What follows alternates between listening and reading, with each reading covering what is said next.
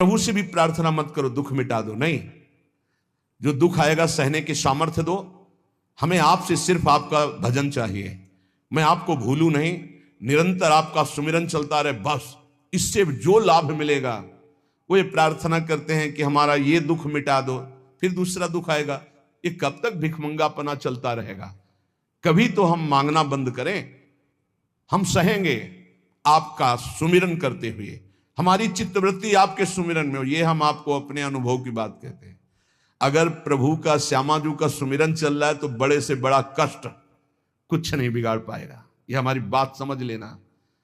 नहीं किसी को केवल सूचना दे दी जाए रिपोर्ट में कि तुम्हारी किडनी फेल होने जा रही, फिर उसकी फोटो खींच लेना और प्रेमानंद की फोटो खींच के मिला लेना। ये बात समझ, ये हम अहंकार वाली बात नहीं कहते। ये श्यामाजू के चरणों के चिंतन में चित्तवृत्ति गुरु कृपा से लगने की बात को कहते। प्रभु से ये मत मांगो कि मेरा दुख मिटा दो। सैकड़ों दुख है, कब तक गिघियाते रहेंगे? दुख की जड़ें मिट जाए तो क्या? आपका चिंतन। हमारे रसिकों ने क्या मांगा? बिसरी हो ना बिसारी हो, यही दान मुहि देहु, श्री हरिवंश की लाडली मुहि अपनी करी ले। हे लाडली युगल सरकार, हे लाडली जू, मुझे अपना निज जन जान करके निरंतर स्मृति प्रदान करो। मैं आपकी स्मृति में डूबा रहूं और आप भी कभी कभी याद कर लें, मेरा निज जन है। बस अगर स्मृति चल रही है तो वो आनंद रहता है जो रोग कभी दुख दे ही नहीं सकता। किसी भी रोग में इतनी दुख देने की सामर्थ्य नहीं है जितनी श्यामाजू के चरणों के आश्रय से सुख समुद्र का उफान आता है। ये फेन बुदबुदा की तरह रोग के दुख इधर उधर लहराते रहते, कुछ फर्क नहीं पड़ता। अरे बोले तुम तो जाके जाए ना पांव बेवाई, वो का जाने पीर पर आई, प्रवचन कर रहे हो, कष्ट होता तो पता चलता। नहीं, लोग कह देते कि प्रवचन करना सरल है, कष्ट होता तो पता चलता। तो सच्ची कहते हैं जितने तुम बैठे हो इतने में हमें लगता है किसी की दोनों किडनी फेल नहीं होंगी। नहीं होंगी, नहीं ऐसे नहीं बैठ सकते जैसे बैठे हो। श्यामाजू की कृपा से 1 बजे से चल रही दिनचर्या और 10:15 बजे तक ऐसी ही दिनचर्या चलेगी, गुरुजी तक ऐसे, फिर कुछ प्रसाद पा। ये किडनी से नहीं चल रहा, ये श्री जी की कृपा से चल रहा है। और वो कृपा आप सब पे भी है। केवल श्यामाजू के चरणों का आश्रय के चिंतन में रहो। इसलिए हम कहते हैं कोई कष्ट आए तो ये मत मांगो कि श्यामाजू कष्ट मिटा दो, घाटे में रहोगे। श्यामाजू हमारा चिंतन आपका हो तो कष्ट ही अनुभव में नहीं आएगा। भोरी सखी की ऐसी स्थिति थी जो आप स्वीकार ही नहीं कर पाओगे कि क्या ऐसा होता भी है क्या। पिचकारी राधा वल्लभ लाल जी की सीधे कान में गई, ऐसे दर्शन कर रहे थे, सीधे कान, पर्दा फाड़ के रंग अंदर चला गया। और वो अकिंचन महापुरुष, कभी किसी से कोई संपर्क नहीं। हा प्रियाजू, हा स्वामिनी, बस निरंतर तन मन के बिछुरे नहीं, चाह बढ़े दिन रैन, कबो संजोग न मा नहीं, देखें भरी भरी नैन। अब वो पानी वहां सड़ा, कीड़े पड़े, कान में एक चींटी छोड़ के देखो कैसा होता है। आपको अगर नृत्य ना आता हो ना और कान में चींटी छोड़ दे, अपने आप आ जाएगा नृत्य, वो अपने आप नाचना शुरू हो जाएगा। और उनके कान में कीड़ा पड़ गया। सेवा कुंज में दर्शन करने आते राधा वल्लभ जी के दर्शन, तो कीड़ा ऐसे, अरे बाबा आपके तो कीड़ा। और उस समय यहां वृंदावन में ऐसी कोई व्यवस्था विशेष नहीं थी, तो मथुरा ले जाओ ना कान है। जब बहुत प्रार्थना की गई, गुरुजनों ने, आचार्य जनों ने आदेश किया, ना बाबा तुम्हें जाना पड़ेगा, जैसी श्री जी की इच्छा। अस्पताल गए तो उनका इसका तो ऑपरेशन होगा, तो आपको बेहोश करके फिर इसका, तो उनका बेहोश करने की जरूरत नहीं, बेहोश की दवा हमारे पास है, तुम 30 मिनट पहले बता देना कि ये आपको 30 मिनट बाद ऑपरेशन आपका होगा। बस वो हमारे पास दवा है बेहोश की, हम बेहोश हो जाएंगे, तुम्हें बेहोश का। अरे बोले बाबा बातों से नहीं होता, जब कान का ऑपरेशन, उन्होंने कहा आप आना 30 मिनट पहले बता देना। आए, बोले बाबा 30 मिनट बाद ऑपरेशन होगा। नमो नमो जय श्री हरिवंश, नमो नमो जय श्री हरिवंश, श्री हरिवंश, श्री हरिवंश, श्री हरि। नित्य विहार में स्थिति, शरीर शून्य, सहचरी स्वरूप में स्थित, शरीर का भाव शून्य, खत्म। ऑपरेशन हुआ 30 मिनट बाद, घंटा 1.5 घंटा सब आश्चर्यचकित, पूरा डॉक्टर नर्स सब एकत्रित की, क्या चीज है बाबा, कान का ऑपरेशन, जरा सा एक चींटी चली जाए तो हाहाकार मचने लगता है। 1.5 घंटे बाद ऑपरेशन, श्री हरिवंश नमो नमो जय श्री, हो गया ऑपरेशन। हाँ बाबा हो गया, उठे चल दिए। अलौकिक सामर्थ्य श्यामाजू के गोरे चरणारविंद की ठसक, ये बहुत छोटी बात, रोग दोग दोष ये बहुत छोटी बात। स्पष्ट समझ लीजिए, हरिराम व्यास जी विशाखा सखी के अवतार, वो स्पष्ट कह रहे हैं, प्यारी जू के चरणारविंद का आश्रय लेने वाले के ऊपर किसी भी ऋषि मुनि का शाप, दैहिक दैविक भौतिक ताप, त्रिभुवन में जितनी रोग सृष्टि हुई है, किसी भी रोग का प्रभाव, किसी भी महत पाप का प्रभाव उसके ऊपर नहीं पड़ता।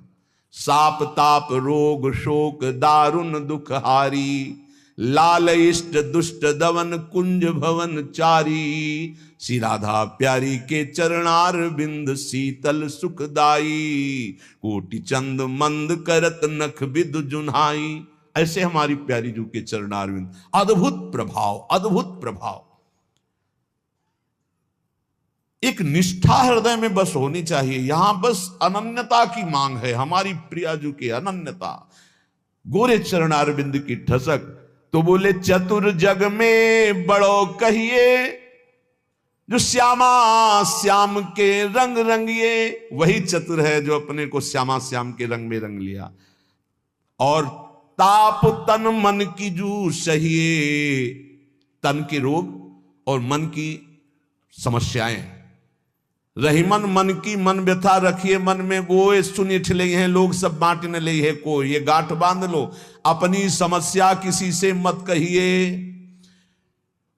अगर बहुत प्रेमी जन है तो वो दुख पाएगा, बांट तो लेगा नहीं, और अगर प्रेमी नहीं तो उपहास करेगा, तुम्हारा भाव बिगड़ेगा। किसी से मत कहिए। दिल दे दिया दिलवर श्यामाजू को, वो जाने। मन में जलन है तो सह रहे, तन में जलन है तो सह रहे, तन मन की ताप तपन जो सहिए। कैसे सह जाओगे? बोले सदा हरि के ही गुण गइए। जब परेशानी हो उठाओ मंजीरा, शुरू करो चतुरासी जी का गायन, फिर देखो।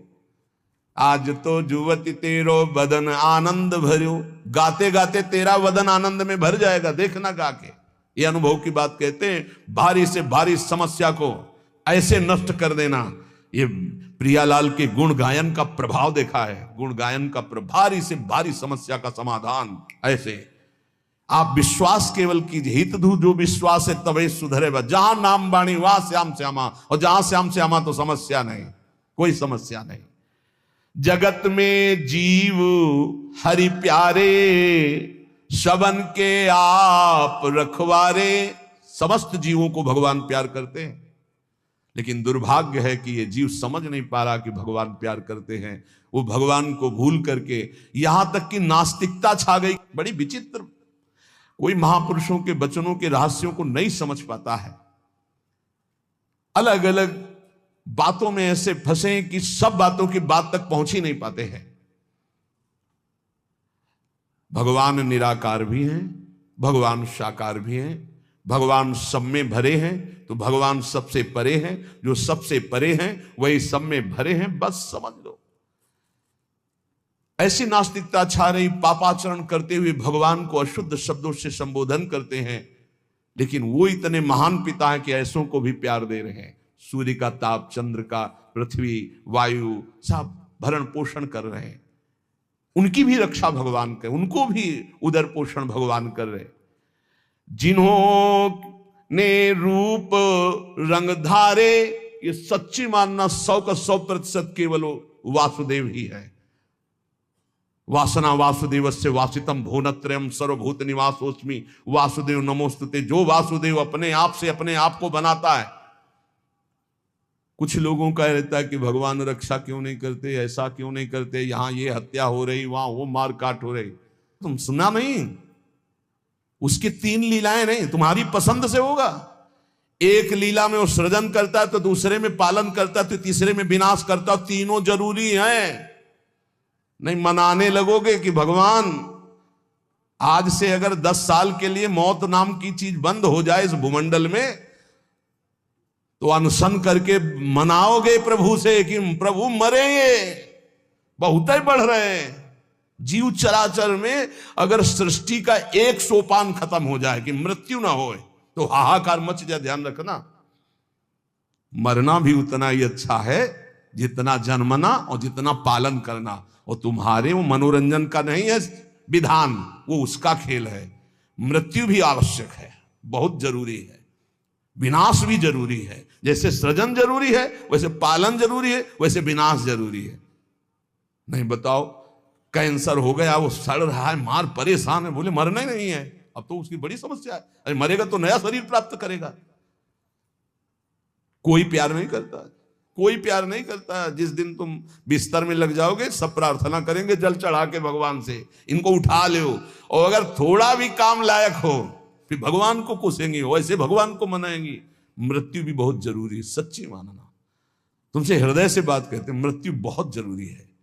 आप अज्ञान के कारण बुरा मानते हैं कि भगवान ऐसा। भगवान का 3 खेल हो रहा है। पहले पागलपन छोड़िए और खेल को समझिए। वो अपने आप से अपने आप को रच रहा है, अपने आप से अपने आप का पालन कर रहा है, और अपने आप से अपने आप का अंतर ध्यान लीला, जिसे विनाश लीला कहते हैं, उसी में वो 3 रूप धारण किए। ब्रह्मा रूप से सृजन कर रहे हैं, विष्णु हरि रूप से पालन कर रहे हैं, तो शिव रूप से संहार कर रहे हैं। वही उन्हीं का खेल है। संहार भी उतना ही महत्वपूर्ण है जितना पालन और सृजन महत्वपूर्ण है। और वो किसी और का नहीं कर रहा है, वो अपने आप से अपने आप का कर रहा है। तो बोले मुझे क्यों घसीट रहा है? क्योंकि तू अपने ब्रह्म में तू भी वही है।